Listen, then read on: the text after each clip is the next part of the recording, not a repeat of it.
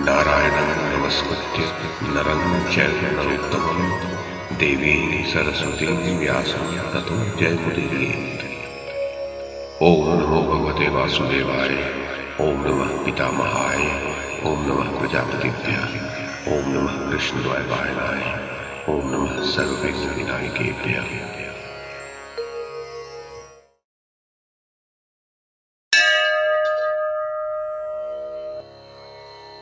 वैशंपायन जी कहते हैं, जन्मेजय भाइयों सहित कीचक को अकस्मात मारा गया देखकर सभी लोगों को बड़ा आश्चर्य हुआ तथा उस नगर और राष्ट्र में जहां तहां वे आपस में मिलकर चर्चा करते हुए कहने लगे।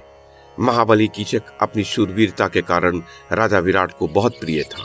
उसने अनेक सेनाओं का संहार किया था, किंतु साथ ही वह दुष्ट पर स्त्रीगामी था। इसी से उस पापी को गंधर्वों ने मार डाला। राजन, शत्रु सेना का संहार करने वाले दुर्जय वीर कीचक के विषय में देश देश में ऐसी ही चर्चा होने लगी।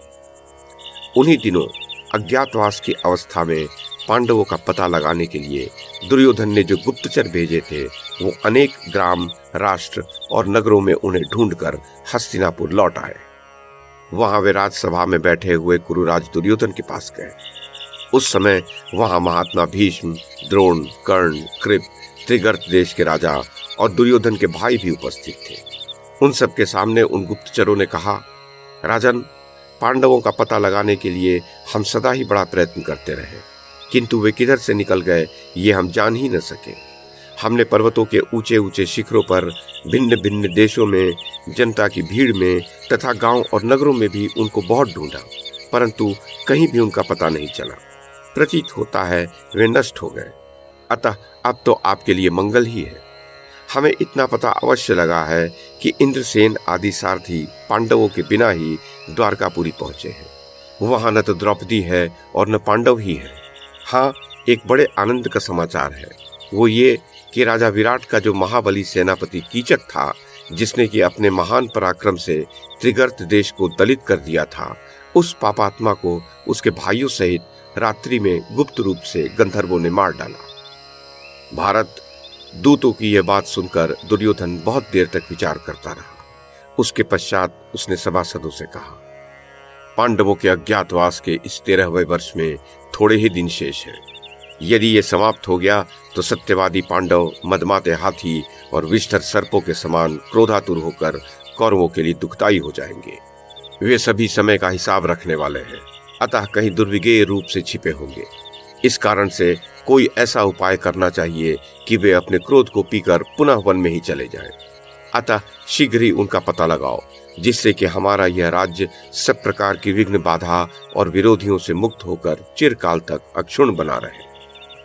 ये सुनकर कर्ण ने कहा, भरत नंदन, तो शीघ्र ही दूसरे कार्यकुशल गुप्तचर भेजे जाएं। वे गुप्त रूप से धन धान्य पूर्ण और जनाकीर्ण देशों में जाएं तथा सुरम्य सभाओं में, सिद्ध महात्माओं के आश्रमों में, राजनगरों में, तीर्थों में और कंदराओं में वहां के निवासियों से बड़े विनीत शब्दों में युक्ति पूर्वक पूछकर उनका पता लगाएं। दुशासन ने कहा, राजन, जिन दूतों पर आपको विशेष भरोसा हो, वे मार्ग वे लेकर पुनः पांडवों को ढूंढने के लिए जाएं।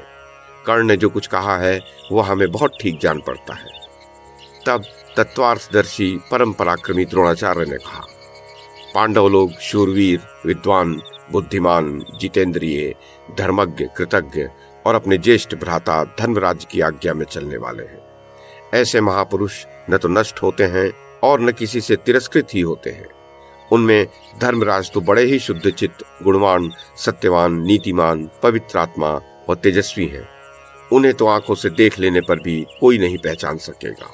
अतः इस बात पर ध्यान रखकर ही हमें ब्राह्मण, सेवक, सिद्ध पुरुष अथवा उन अन्य लोगों से जो कि उन्हें पहचानते हैं ढूंढवाना चाहिए। जन्मेजय, उसके पश्चात भरतवंशियों के पितामह, देश काल के ज्ञाता और समस्त धर्मों को जानने वाले भीष्म जी ने कौरवों के हित के लिए कहा, भरत नंदन, पांडवों के विषय में जैसा मेरा विचार है वो कहता हूं। जो नीतिमान पुरुष होते हैं उनकी नीति को अनीति परायण लोग नहीं ताड़ सकते। उन पांडवों के विषय में विचार करके हम इस संबंध में जो कुछ कर सकते हैं वही मैं अपनी बुद्धि के अनुसार कहता हूँ। द्वेषवश कोई बात नहीं कहता।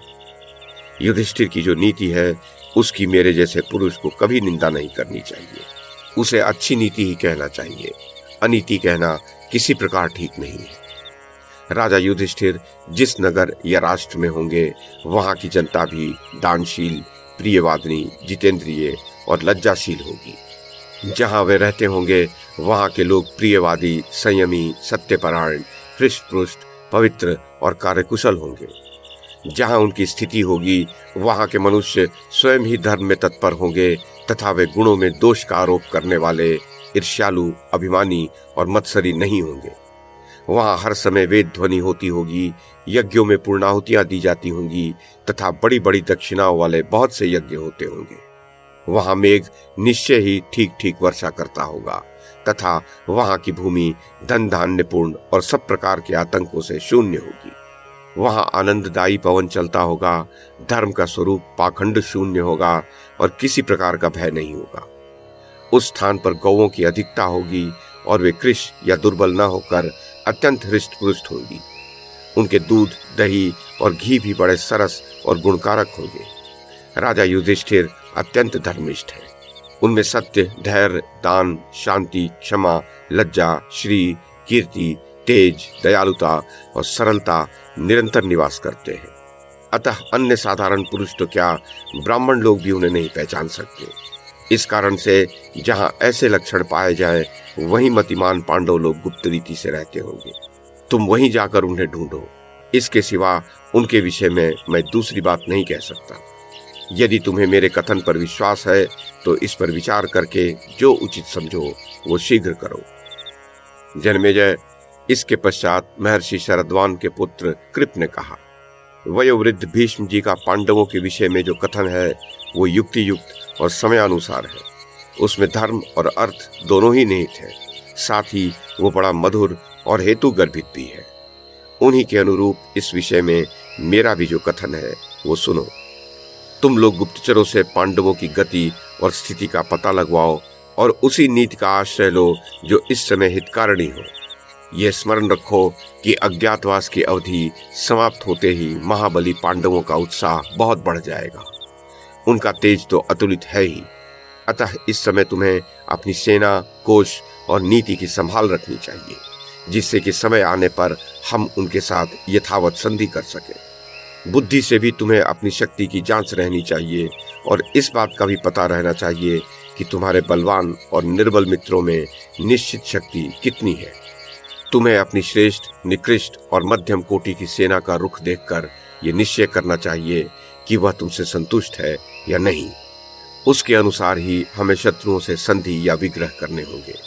यदि सेना संतुष्ट होगी तो हम शत्रुओं के प्रति अपने धनुष संभालेंगे और यदि वह असंतुष्ट होगी तो उनसे संधि कर लेंगे। साम, दान, भेद, दंड और कर लेना ये नीति है। इससे शत्रु को आक्रमण द्वारा, दुर्बलों को बल से दबाकर, मित्रों को हेल मेल करके और सेना को मिष्ट भाषण और वेतन आदि देकर अपने वश में कर लेना चाहिए। इस प्रकार यदि तुम अपने कोष और सेना को बढ़ा लोगे तो ठीक ठीक सफलता प्राप्त कर सकोगे। जन्मेजय, इसके पश्चात त्रिगर्त देश के राजा महाबली सुशर्मा ने कर्ण की ओर देखते हुए दुर्योधन से कहा, राजन, मत्स्य देश के शाल्व वंशीय राजा बारंबार हमारे ऊपर आक्रमण करते रहे हैं।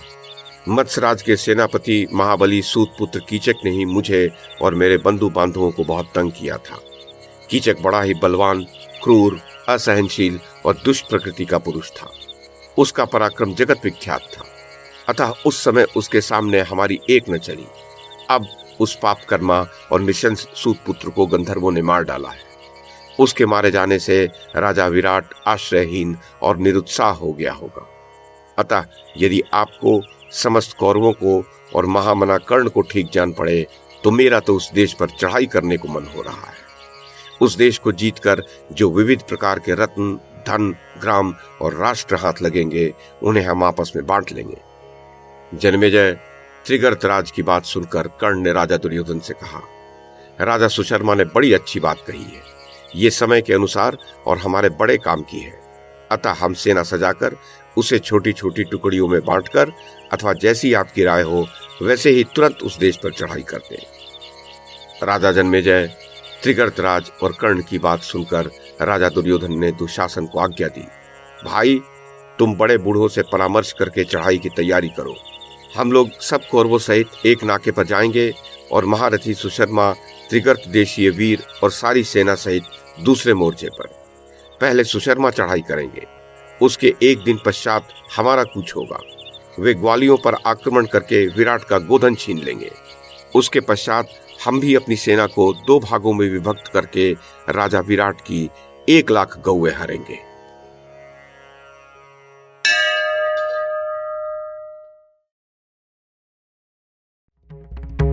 YouTube के माध्यम से महाभारत की कथा को एक श्रृंखला के रूप में प्रस्तुत करने का हमारा ये प्रयास यदि आपको सराहनीय लगा हो तो कृपया इस कड़ी को लाइक और शेयर करें, चैनल को सब्सक्राइब करें और बेल आइकन को दबाएं। साथ में अन्य लोगों को भी देखने के लिए प्रेरित करें।